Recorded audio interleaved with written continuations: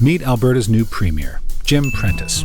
Jim has a problem. There's a hole in his government's budget, and he's looking for someone to blame. Is it OPEC's fault? Well, they're an easy target, but the fact is, oil prices go up and down. What about teachers, nurses, firefighters, and other public sector workers?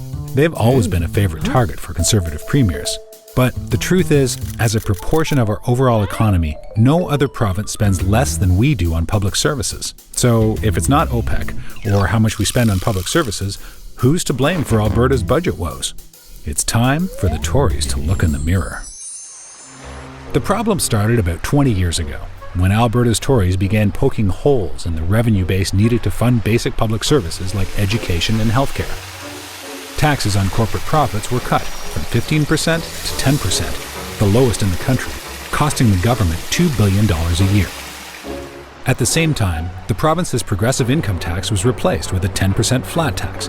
While this was a huge benefit to Alberta's wealthiest, it cost the government another $2 billion a year. To top things off, resource royalties were slashed. In the 80s, Albertans collected about 35% of energy sector revenues in the form of royalties. Today, that figure is 10%, the lowest in Alberta history, and significantly lower than other oil producers like Texas and Alaska. Conservative premiers managed to hide the revenue problem they'd created in 3 ways.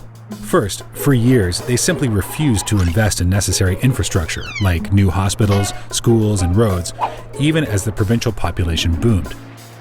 This explains why the Calgary Board of Education is now holding lotteries to determine which kids will get a spot in schools.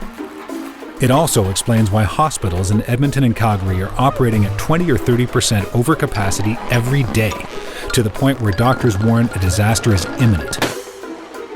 Second, the Tories kept wage increases for public sector workers low, even when the economy was booming, costs were rising, and wages in the private sector were increasing at a healthy pace.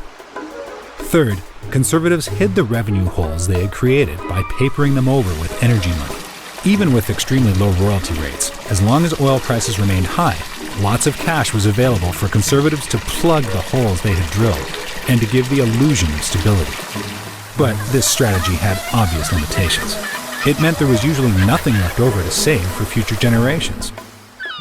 This explains why Alberta's Heritage Fund hasn't grown since the 80s, while oil savings funds in places like Norway are now worth hundreds of billions of dollars. Today, the good ship Alberta is taking on water because of years and years of irresponsible tax cuts, royalty giveaways, and incompetent management. And that's where Captain Jim finds himself now. The good news is there's a better way for Alberta. Instead of cutting programs and services that Albertans need, we can simply fix the holes that got us into trouble in the first place. By bringing back progressive income taxes, slightly increasing corporate taxes, and getting a fair price for the sale of our resources, we can fix the budget mess created by back-to-back Conservative governments. The truth is, Alberta could increase revenue from taxes by $11 billion a year and still be the lowest tax province in Canada. Now, it's up to you.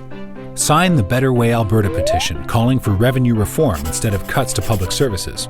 Call your MLA and tell them you want the government to fix the real problem, the revenue problem, and take responsibility for the mess they created.